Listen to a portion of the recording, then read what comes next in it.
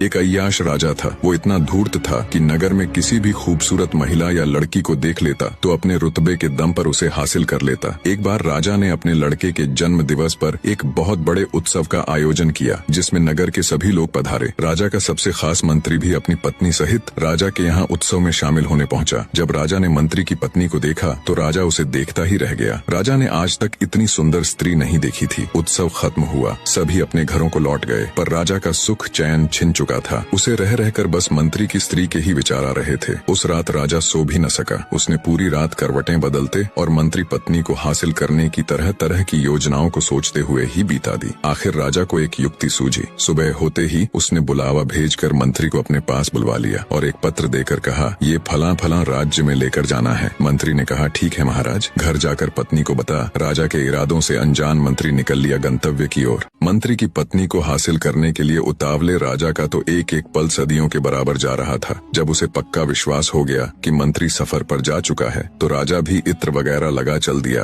अपने शाही घोड़े पर बैठकर मंत्री आवास की ओर। जिस समय राजा मंत्री के घर पहुंचा उसी समय मंत्री की स्त्री, जिसका नाम कपाला था, नहाकर गीले बालों को घर के आंगन में बैठकर सुखा रही थी। जैसे ही उसने राजा को देखा वो तुरंत खड़ी हो गई और बोली, महाराज की जय हो। राजा ने हाथ उठा मंत्री वधु कपाला का अभिवादन स्वीकार किया। बोली, कहिए महाराज, आज इधर कैसे आना हुआ? राजा बोला, कुछ खास काम नहीं, बस इधर से गुजर रहा था तो सोचा क्यों ना अपने खास मंत्री के घर सब ठीक ठाक है कि नहीं, हाल चाल लेता चलूं। मंत्री वधु कपाला ने राजा को बिठा इज्जत और सेवा भाव से उसकी खूब खातिरदारी की और अच्छे अच्छे पकवान बना राजा के सामने पेश किए। राजा वहाँ खाना थोड़े न खाने गया था, थोड़ा बहुत खा पी अपने इरादे जाहिर करते हुए उसके हुस्न की तारीफ में बोला, मैंने आज तक अपनी जिंदगी में तुम जितनी खूबसूरत स्त्री नहीं देखी। राजा के बुरे इरादों को मंत्री वधु कपाला पहले ही ताड़ चुकी थी। वो एक समझदार और पतिव्रत नारी थी जो राजा के घर आते ही समझ चुकी थी कि राजा ने जानबूझकर उसके पति को बाहर भेजा है ताकि राजा उसे अपने जाल में फंसा अपने बुरे इरादों को अंजाम दे सके।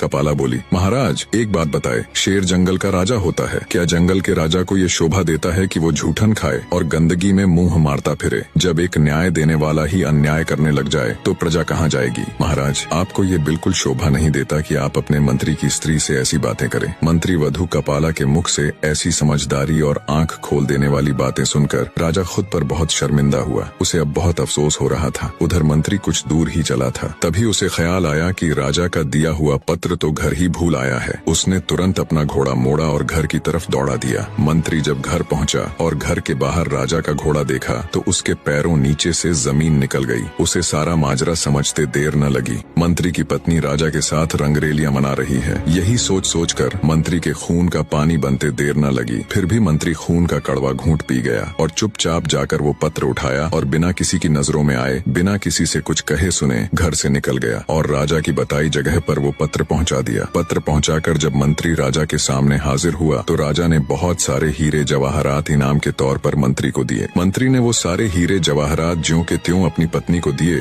तो उसकी पत्नी ने कहा, ये इतना सब कहाँ से आया? मंत्री बोला, ये उसे राजा ने तोहफे में दिया है और उसके मायके छोड़ आया। ऐसे ही समय बीतता गया। ना तो मंत्री ने उसकी कोई खोज खबर ली और ना ही उसे लाने गया। जब इस बात को बहुत दिन हो गए तो मंत्री की पत्नी के भाई आखिर थक हार कर मंत्री के पास पहुंचे और कहा कि वो उनकी बहन को लेने क्यों नहीं आ रहा। तब मंत्री ने कहा, मैंने उसके प्रति अपने सभी कर्तव्य पूरे कर दिए हैं, वो अब मेरी जिम्मेदारी नहीं। मंत्री वधु कपाला के भाई राजा के सामने पेश हुए और मंत्री की शिकायत की। राजा ने तुरंत मंत्री को भी बुलवा लिया। मंत्री के साले बोले, महाराज, हमने एक सुंदर हरा भरा फल फूलों से लदा हुआ बाग इसके हवाले किया था, जिसमें एक मीठे पानी से लबालब भरा कुआं भी था, परंतु महाराज आपके सामने खड़े इस शख्स ने हमारे उस हरे भरे सुंदर बाग को उजाड़ दिया, उसके सारे फल खा गया और उस कुएं के मीठे पानी तक को भी खराब कर दिया। राजा ने मंत्री से पूछा, क्यों भाई, क्या ये ठीक बोल रहे हैं? अपनी सफाई में कुछ कहना चाहते हो? मंत्री बोला, जी महाराज, इन्होंने मुझे उस बाग को जैसा सौंपा था वो उससे भी बढ़िया हालत में मैंने इनको वापस लौटाया है। ये सब सुन राजा ने मंत्री वधु कपाला के भाइयों से पूछा, क्या मंत्री ठीक कह रहा है? बोले, हाँ महाराज, ये बात सही है कि बाग बिल्कुल सही सलामत है, पर राजा साहब, हम इससे बाग वापस देने की वजह जानना चाहते हैं। राजा ने मंत्री से पूछा तो मंत्री बोला,